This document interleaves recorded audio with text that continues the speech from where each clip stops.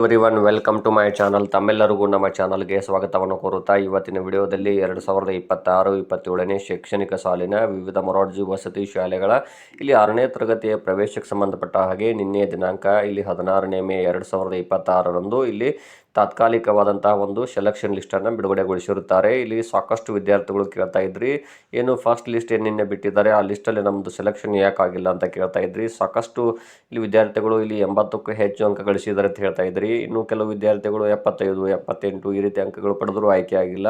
ಆದರೆ ಇಲ್ಲಿ ಬಹಳಷ್ಟು ಲಿಸ್ಟನ್ನು ನೋಡಿದಾಗ ರ್ಯಾಂಕಿಂಗ್ ಲಿಸ್ಟನ್ನು ಕಡಿಮೆ ಇದ್ದಂಥ ವಿದ್ಯಾರ್ಥಿಗಳು ಆಯ್ಕೆ ಆಗಿದ್ದಾರೆ. ಅದು ಹೇಗೆ ಸಾಧ್ಯ ಏನು ಅಂತ ಕೇಳ್ತಾ ಇದ್ರಿ.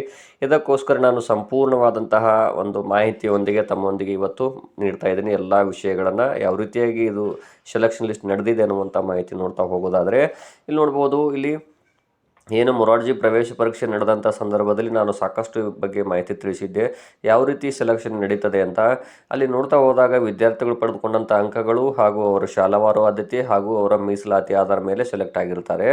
ಹಾಗಾದರೆ ಇಲ್ಲಿ ನಿನ್ನೆ ಲಿಸ್ಟನ್ನು ನೋಡ್ತಾ ಹೋದಾಗ ಇಲ್ಲಿ ನೋಡ್ಬೋದು ತಾವು ಕೂಡ ಇಲ್ಲಿ ನಿನ್ನೆ ಬಿಟ್ಟಿರುವಂಥ ಲಿಸ್ಟಲ್ಲಿ ಏನು ಪ್ರವೇಶ ಪರೀಕ್ಷೆ ನಡೆದೈತೆ ಅದಕ್ಕೆ ಸಂಬಂಧಪಟ್ಟ ಹಾಗೆ ಬಹಳಷ್ಟು ಪೋಷಕರು ಕೇಳಿದಾಗ ನಾನು ಸಂಪೂರ್ಣವಾದ ಮಾಹಿತಿಯೊಂದಿಗೆ ನೀಡಬೇಕು ಅಂತಲೇ ಇವತ್ತು ವಿಡಿಯೋ ಮಾಡಿದೆ. ಏನು ಅಂದರೆ ಇಲ್ಲಿ ಮೊದಲನೇದಾಗಿ ಮೊರಾರ್ಜಿ ವಸತಿ ಶಾಲೆಗಳ ಆಯ್ಕೆ ಪಟ್ಟಿ ಗಮನಿಸಿದಾಗ ಪ್ರಮುಖವಾಗಿ ಇಲ್ಲಿ ವಿಶೇಷ ವರ್ಗದ ವಿದ್ಯಾರ್ಥಿಗಳು ಇಲ್ಲಿ ಅರ್ಜಿ ಸಲ್ಲಿಸಿ ಎಕ್ಸಾಮ್ ಬರೆದಿದ್ದಾರೆ. ಹೀಗಾಗಿ ಅವರ ಮೆರಿಟ್ ಆಧಾರದ ಮೇಲೆ ಹೆಚ್ಚು ಅಂಕಗಳನ್ನು ಪಡೆದವರನ್ನು ಅವರ ಮೀಸಲಾತಿ ಹಾಗೂ ಶಾಲಾವಾರು ಆದ್ಯತೆಯ ಮೇಲೆ ಅವರನ್ನು ಆಯ್ಕೆ ಮಾಡಲಾಗಿದೆ ಅನ್ನೋದನ್ನು ತಾವು ಗಮನಿಸಬೇಕು. ಇಲ್ಲಿ ಇನ್ನೊಂದು ಪ್ರಮುಖವಾದ ಅಂಶ ಏನು ಅಂದರೆ ಪ್ರತಿಯೊಂದು ವಸತಿ ಶಾಲೆಯಲ್ಲಿ 50% ಸ್ಥಾನಗಳನ್ನು ವಿಶೇಷ ವರ್ಗದವರಿಗೆ ಮೀಸಲು ಇಡಲಾಗಿದೆ. ಅಂದರೆ ನಾನು ಈಗಾಗಲೇ ಮೊದಲಿಂದಲೂ ಹೇಳ್ತಾ ಬಂದಿದ್ದೀನಿ, ಒಟ್ಟು ಇರುವಂಥ ಸೀಟುಗಳು ಎಷ್ಟಿದಾವೋ ಅದರಲ್ಲಿ 50% ವಿಶೇಷ ವರ್ಗದವರಿಗೆ ಮೀಸಲಿಡಲಾಗುತ್ತೆ. ವಿಶೇಷ ವರ್ಗದವರು ಅಲ್ಲಿ ಎಲ್ಲ ಕಾಸ್ಟ್ ವಿದ್ಯಾರ್ಥಿಗಳು ಬರ್ತಾರೆ. ಆದರೆ ಆ ವಸತಿ ಶಾಲೆಯಲ್ಲಿ ಯಾವ ಕಾಸ್ಟ್ ವಿದ್ಯಾರ್ಥಿಗಳಿಗೆ ಮೀಸಲು ಇಡಲಾಗಿದೆಯೋ ಆ ಕಾಸ್ಟ್ನ ವಿದ್ಯಾರ್ಥಿಗಳಿಗೆ ಅದು ವಿಶೇಷ ವರ್ಗದ ವಿದ್ಯಾರ್ಥಿಗಳನ್ನು ಆಯ್ಕೆ ಮಾಡ್ತಾರೆ. ಅದನ್ನು ತಾವು ಇಲ್ಲಿ ಗಮನಿಸಬೇಕು. ಅಂದರೆ ಇಲ್ಲಿ ವಿಶೇಷ ವರ್ಗದವರು ಅಂದರೆ ಯಾರು ಅನ್ನೋದನ್ನು ಕೂಡ ನಾನು ತಮಗೆ ತಿಳಿಸಿದ್ದೀನಿ. ಅದರಲ್ಲಿ ಯೋಜನಾ ನಿರಾಶ್ರಿತರು ಬರ್ತಾರೆ, ಬಾಲಕಾರ್ಮಿಕರು, ಒಬ್ಬ ಪೋಷಕರನ್ನು ಹೊಂದಿರುವ ಮಕ್ಕಳು, ಅಲೆಮಾರಿ ಜನಾಂಗದ ಮಕ್ಕಳಾಗಿರ್ಬೋದು, ಅಥವಾ ಇಲ್ಲಿ ಇನ್ನಿತರ ಇಲ್ಲಿ ಏನದು ಆಶ್ರಮ ವಸತಿ ಶಾಲೆಯಲ್ಲಿ ಕಲಿತಿರುವಂಥ ವಿದ್ಯಾರ್ಥಿಗಳು ಕೂಡ ಬರ್ತಾರೆ. ಹಾಗಾದರೆ ಇಲ್ಲಿ ಕರ್ನಾಟಕ ಎಕ್ಸಾಮಿನೇಷನ್ ಅಥಾರಿಟಿಯವರು ತಿಳಿಸಿದಂತೆ 50% ವಿಶೇಷ ವರ್ಗಕ್ಕೆ ಎಕ್ಸಾಮ್ ಇಲ್ಲದೆ ಡೈರೆಕ್ಟ್ ಅಡ್ಮಿಷನ್ಗೆ ಅವಕಾಶ ಕಲ್ಪಿಸಿದೆ. ಆದರೆ ಇಲ್ಲಿ ಇನ್ನೊಂದು ತಾವು ಬಹಳ ಇಂಪಾರ್ಟೆಂಟ್ ಅಂಶ ಏನು ಅಂದರೆ ಇಲ್ಲಿ ಯಾವುದೇ ಮಧ್ಯವರ್ತಿಗಳಿಂದ ಸಮಸ್ಯೆ ಆಗಬಾರ್ದೆಂಬ ಕಾರಣಕ್ಕೆ ಇಲ್ಲಿ ಎಕ್ಸಾಮ್ ಬರೆದಂಥ ವಿಶೇಷ ವರ್ಗದವ್ರನ್ನ ಇಲ್ಲಿ ಸೆಲೆಕ್ಟ್ ಮಾಡಿಕೊಂಡಿದ್ದಾರೆ. ಮತ್ತು ಇನ್ನು ಉಳಿದಿರುವ ವಿಶೇಷ ವರ್ಗದ ಸೀಟುಗಳನ್ನು ಡೈರೆಕ್ಟ್ ಎಕ್ಸಾಮ್ ಇಲ್ಲದೇ ಇಲ್ಲಿ ಕ್ರೈಸ್ ಅವರ ಅಂದರೆ ಕರ್ನಾಟಕ ವಸತಿ ಶಿಕ್ಷಣ ಸಂಸ್ಥೆಗಳ ಸಂಘದ ಒಂದು ಅಧಿಕೃತ ವೆಬ್ಸೈಟ್ ಮೂಲಕ ಅವರಿಗೆ ಅರ್ಜಿಯನ್ನು ಕರೀತಾರೆ. ಎಕ್ಸಾಮ್ ಇಲ್ಲದೇ ಇಲ್ಲಿ ಉಳಿದಿರುವ ಸೀಟುಗಳಿಗೆ ಮಾತ್ರ ಅವ್ರಿಗೆ ಕರೀತಾರೆ. ಅಂದರೆ ಇಲ್ಲಿ ನೋಡ್ತಾ ಹೋದಾಗ ಅವರು ಈ ಲಿಸ್ಟಲ್ಲಿ ಕಡಿಮೆ ಅಂಕಗಳನ್ನು ಪಡೆದು ರ್ಯಾಂಕ್ ಕೂಡ ಬಹಳಷ್ಟು ಕಡಿಮೆ ಇದ್ದರೂ ಅಂಥವ್ರು ಆಯ್ಕೆಯಾಗಿದ್ದಾರೆ. ಆದರೆ ಇದಕ್ಕೆ ಕಾರಣವೇ ಇದೆ, ಮೇನ್ ಏನು ವಿಶೇಷ ವರ್ಗದವರಿಗೆ ಸಪ್ರೇಟ್ ಸೀಟುಗಳು ಅದಾವು. ಅವ್ರಿಗೆ ಇಲ್ಲಿ ಏನು ಮಾಡ್ತಿದ್ರು, ಮೊದಲೆಲ್ಲ ಎಕ್ಸಾಮ್ ಇಲ್ದೇ ತೆಗೆದುಕೊಳ್ತಾ ಇದ್ರು. ಈ 2 ವರ್ಷದ ಹಿಂದೆ ಅದು ಭಾಳಷ್ಟು ವಿದ್ಯಾರ್ಥಿಗಳು ಅರ್ಜಿಯನ್ನು ಹಾಕ್ತಾ ಇರಲಿಲ್ಲ, ಎಕ್ಸಾಮ್ ಬರೀತಾ ಇರಲಿಲ್ಲ. ಹೀಗಾಗಿ ಡೈರೆಕ್ಟ್ ಎಕ್ಸಾಮ್ ಇಲ್ದೇ ಅವ್ರನ್ನ ಸೆಲೆಕ್ಟ್ ಮಾಡ್ಕೊಳ್ತಾ ಇದ್ರು. ಆದರೆ ಇದೇ 2 ವರ್ಷ ಆಯಿತು, ಏನು ಮಾಡ್ತಿದ್ದಾರೆ ಅಂದರೆ ಇಲ್ಲಿ ಕರ್ನಾಟಕ ಪರೀಕ್ಷಾ ಪ್ರಾಧಿಕಾರದವರು ಎಕ್ಸಾಮ್ ಬರೆದಿದ್ದರು ವಿಶೇಷ ವರ್ಗದವರು ಅಂದರೆ ಮೊದಲು ಅವ್ರನ್ನ ಮೆರಿಟ್ ಆಧಾರ ಮೇಲೆ ತೆಗೆದುಕೊಳ್ತಾರೆ. ಹಾಗಾಗಿ ಇನ್ನು ಉಳಿದ ಸೀಟುಗಳನ್ನು ನೆಕ್ಸ್ಟ್ ರೌಂಡಲ್ಲಿ ಮತ್ತು ಇನ್ನೂ ಭಾಳ ಸೀಟುಗಳು ಉಳಿದು ಅಂದರೆ ಅವರಿಗೆ ನೇರವಾಗಿ ಎಕ್ಸಾಮ್ ಇಲ್ದೇ ಕ್ರೈಸ್ ಅವರ ಮೂಲಕ ಇಲ್ಲಿ ಅಪ್ಲಿಕೇಶನನ್ನು ಕರೀತಾರೆ. ಇನ್ನು ಉಳಿದಿರುವ ಸೀಟುಗಳನ್ನು ನೋಡೋದಾದರೆ ಇಲ್ಲಿ ನೋಡ್ಬೋದು, ಇಲ್ಲಿ ಸೀಟುಗಳು ಒಟ್ಟು ಸೀಟುಗಳು ಪ್ರತಿಯೊಂದು ವಸತಿ ಶಾಲೆಯಲ್ಲಿ 50, 60, 80 ಅದಾವು. ಆದರೆ ಇಲ್ಲಿ ಸಂಪೂರ್ಣ ಸೀಟುಗಳು ಸೆಲೆಕ್ಷನ್ ಮಾಡಿಕೊಂಡಿಲ್ಲ. ತಾವು ಕೂಡ ಎಲ್ಲ ಲಿಸ್ಟನ್ನು ನೋಡ್ತಾ ಹೋಗಿ, ನಾನು ನಿನ್ನೆ ವಿಡಿಯೋಗಳಲ್ಲಿ ತಿಳಿಸಿದ್ದೀನಿ, ಬಹಳಷ್ಟು ಕಡಿಮೆ ಅಂದರೆ ಕೆಲವು ಶಾಲೆಗಳಲ್ಲಿ 29 ಸೀಟುಗಳನ್ನು ಇಲ್ಲಿ ಫಸ್ಟ್ ಲಿಸ್ಟಲ್ಲಿ ಬಿಟ್ಟಿದ್ದಾರೆ. ಕೆಲವು ಶಾಲೆಗಳಲ್ಲಿ 42, ಇನ್ನೂ ಕೆಲವು ಶಾಲೆಗಳಲ್ಲಿ 50 ಬಿಟ್ಟಿದ್ದಾರೆ. ಇನ್ನು ಕೆಲವು ಶಾಲೆಗಳು 37, 53, 48 ಈ ರೀತಿ ಲಿಸ್ಟನ್ನು ಬಿಟ್ಟಿದ್ದಾರೆ. ಹಾಗಾದರೆ ಇಲ್ಲಿ ನೀವು ಕೇಳಬಹುದು, ಇಲ್ಲಿ ಇದೇ ಲಿಸ್ಟ್ ಫೈನಲ್ ಅಂತನಾ? ಇಲ್ಲ, ಇಲ್ಲಿ ಬಿಟ್ಟಿರುವುದು ಕೇವಲ ಇದು ತಾತ್ಕಾಲಿಕ ಆಯ್ಕೆ ಪಟ್ಟಿ, ಇದು ಫೈನಲ್ ಲಿಸ್ಟ್ ಅಲ್ಲ. ಆದರೆ ಒಂದು ನೀವು ಬಹಳ ಇಂಪಾರ್ಟೆಂಟ್ ಏನು ಅಂದರೆ ಈ ಲಿಸ್ಟಲ್ಲಿ ಯಾರ ಹೆಸರು ಬಂದಿದೆಯೋ ಅವ್ರದ್ದು ಫೈನಲ್ ಲಿಸ್ಟಲ್ಲಿ ಹೆಸರು ಇದ್ದೇ ಇರುತ್ತೆ. ತಾವು ನೋಡ್ಬೋದು, ಈಗಾಗಲೇ ಕರ್ನಾಟಕ ಪರೀಕ್ಷಾ ಪ್ರಾಧಿಕಾರದವರು ಏನು ಏಕಲವ್ಯ ಮಾದರಿ ವಸತಿ ಶಾಲೆ ಸೆಲೆಕ್ಷನ್ ಲಿಸ್ಟ್ ಬಿಟ್ಟಿದ್ರು. ಅಲ್ಲಿ ಕೂಡ ನಾನು ಚೆಕ್ ಮಾಡಿಕೊಂಡಾಗ ಗೊತ್ತಾಯಿತು, ಅಲ್ಲಿ ತಾತ್ಕಾಲಿಕ ಆಯ್ಕೆ ಪಟ್ಟಿ ಪ್ರೊವಿಷನಲ್ ಲಿಸ್ಟಲ್ಲಿ ಯಾರ ಹೆಸರಿದೆಯೋ ಅವ್ರದ್ದು ಮುಖ್ಯ ಆಯ್ಕೆ ಪಟ್ಟಿಯಲ್ಲಿಯೂ ಅಂದರೆ ಮೊದಲ ಸುತ್ತಿನ ಸೀಟು ಹಂಚಿಕೆ ಲಿಸ್ಟಲ್ಲಿ ಅವ್ರದ್ದೇ ಹೆಸರಿತ್ತು. ಆದರೆ ಅಲ್ಲಿ ಕೆಲವರ ಹೆಸರು ಆ್ಯಡ್ ಆಗಿದೆ ಮತ್ತೆ, ಆದರೆ ಇನ್ನೂ ಕೆಲವು ಶಾಲೆಗಳಲ್ಲಿ ಬೇರೆಯವ್ರದ್ದು ಆ್ಯಡೂ ಆಗಿಲ್ಲ. ಏನು ತಾತ್ಕಾಲಿಕ ಆಯ್ಕೆ ಪಟ್ಟಿ ಬಿಟ್ಟಿದ್ರು ಅದೇ ಲಿಸ್ಟನ್ನೇ ಇಲ್ಲಿ ಮತ್ತೆ ಸೇಮ್ ಬಿಟ್ಟಿದ್ದಾರೆ. ಇನ್ನು ಕೆಲವು ವಸತಿ ಶಾಲೆಗಳು ಕೆಲವೊಂದಿಷ್ಟು ವಿದ್ಯಾರ್ಥಿಗಳ ಹೆಸರನ್ನು ಆ್ಯಡ್ ಮಾಡಿದ್ದಾರೆ. ಈ ರೀತಿಯೂ ಆಗಿದೆ. ಆದರೆ ಎರಡನೇ ಲಿಸ್ಟಲ್ಲಿ ಮತ್ತೆ ಉಳಿದಿರುವ ಅಂದರೆ ಈಗ ಲಭ್ಯವಿರುವ ಸೀಟುಗಳು ಎಷ್ಟು ಉಳಿದಿದ್ದಾವಲ್ಲ ನಾನು ಆಗಲೇ ಹೇಳಿದಾಗೆ, ಮತ್ತು ಅದರೊಂದಿಗೆ ಮೊದಲ ಸುತ್ತಿನ ಸೀಟು ಹಂಚಿಕೆಯಲ್ಲಿ ಆಯ್ಕೆಯಾಗಿರುವ ವಿದ್ಯಾರ್ಥಿಗಳು ಅಡ್ಮಿಷನ್ ಮಾಡದೇ ಇದ್ದರೆ ಅವರ ಬದಲಾಗಿ ಮತ್ತೆ ಉಳಿದಿರುವ ವಿದ್ಯಾರ್ಥಿಗಳನ್ನು ಇಲ್ಲಿ ಮೆರಿಟ್ ಹಾಗೂ ಅವರ ಮೀಸಲಾತಿ ಆಧಾರದ ಮೇಲೆ ಅಲ್ಲಿ ಆಯ್ಕೆಯನ್ನು ಮಾಡುತ್ತಾರೆ. ಸೊ ಹಾಗಾಗಿ ತಾವೆಲ್ಲರೂ ಕೂಡ ಕಾಯಬೇಕು, ವೇಟ್ ಮಾಡಬೇಕಾಗುತ್ತೆ. ಯಾಕಂದರೆ ಇಲ್ಲಿ ಕಾಂಪಿಟೇಷನ್ ಬಹಳ ಇದೆ. ಈ 4 ವರ್ಷಗಳಿಂದ ಇದ್ದಂಥ ಸ್ಪರ್ಧೆಗೂ ಈಗ ಇರುವಂಥ ಸ್ಪರ್ಧೆಗೂ ಸಾಕಷ್ಟು ಇಲ್ಲಿ ಅಜಗಜಾಂತರ ವ್ಯತ್ಯಾಸ ಇದೆ ಅಂತಲೇ ಹೇಳ್ಬೋದು.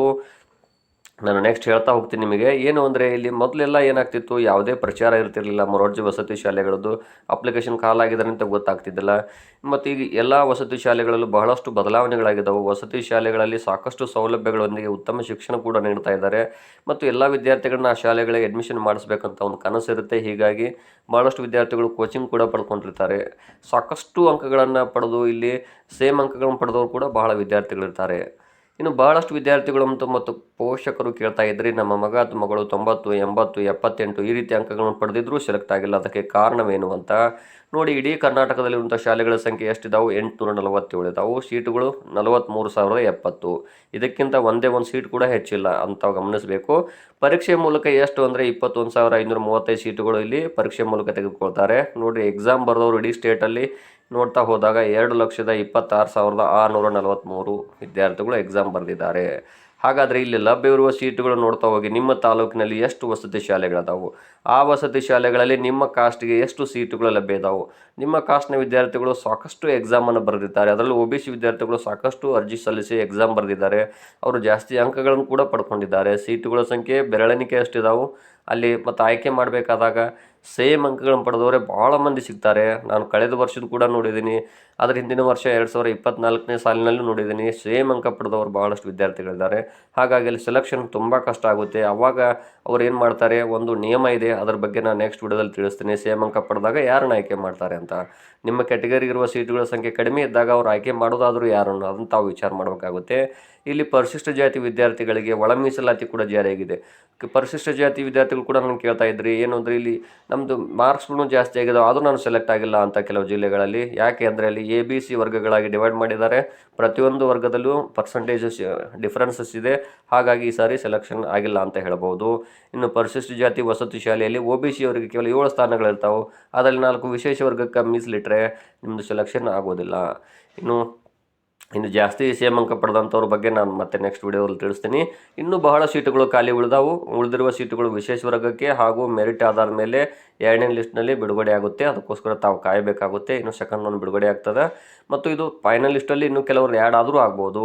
ಇನ್ನು ತಾವು ಗಮನಿಸಬೇಕಾದ ಪ್ರಮುಖ ಅಂಶ ಏನಂದರೆ ಇಲ್ಲಿ ಸ್ಥಳೀಯ ಅಭ್ಯರ್ಥಿಗಳು 75% ಅವರಿಗೆ ಲೋಕಲ್ ಅಂತ ಕರೀತಾರೆ.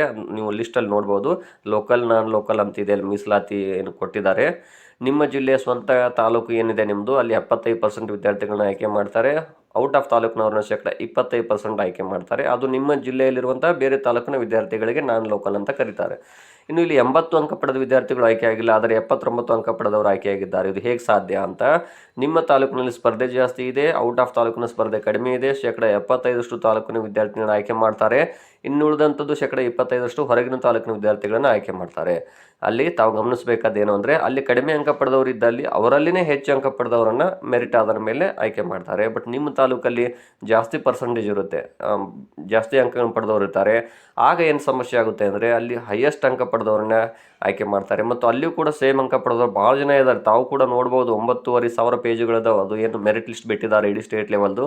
ಅಲ್ಲಿ ನೋಡ್ತಾ ಹೋಗಿ ನೀವು ಸೇಮ್ ಅಂಕ ಪಡೆದವರು, ಉದಾಹರಣೆ ಹೇಳೋದಾದರೆ 50 ಅಂಕ ಪಡೆದವರು ಒಂದು 200 ಜನ ಇದ್ದಾರೆ, 80 ಅಂಕ ಪಡೆದವರು 300 ಜನ ಇದ್ದಾರೆ. ಈ ರೀತಿ ಇದ್ದಾಗ ಅವರು ಅಲ್ಲಿ ಆಯ್ಕೆ ಮಾಡಬೇಕಾದದ್ದನ್ನು ಯಾರು, ಅದನ್ನು ತಾವು ಗಮನಿಸಬೇಕು. ಅದು ಅಷ್ಟೇ ಅಲ್ಲದೆ ಇಲ್ಲಿ ಅಲೋಟೆಡ್ ಕ್ಯಾಟಗರಿ ಅಂತ ಕೊಟ್ಟಿದ್ದಾರೆ ಲಿಸ್ಟಲ್ಲಿ ನೋಡ್ಬೋದು. SC CM, SC CF, 1FE, SC CM ME ಅಂತಿದೆ. ಅದೇ ರೀತಿ SC CF ಅಂತ ಅಂತಿದೆ. ಇವೆಲ್ಲ ಏನು ಅಂದರೆ ವಿಶೇಷ ವರ್ಗಕ್ಕೆ ಸಂಬಂಧಪಡ್ತಾವು.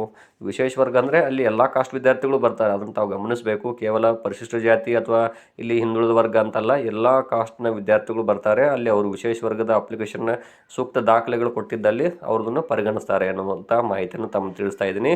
ಇನ್ನು ಸೇಮ್ ಅಂಕ ಪಡೆದವ್ರ ಬಗ್ಗೆ ನಾನು ನೆಕ್ಸ್ಟ್ ವಿಡಿಯೋ ಮಾಡಿ ನಿಮ್ಗೆ ಯಾಕೆ ಅಲ್ಲಿ ಸೆಲೆಕ್ಟ್ ಆಗಿಲ್ಲ ಅನ್ನುವಂಥ ಮಾಹಿತಿಯನ್ನು ತಮಗೆ ತಿಳಿಸ್ತಾ ಹೋಗ್ತೀನಿ. ಧನ್ಯವಾದಗಳು.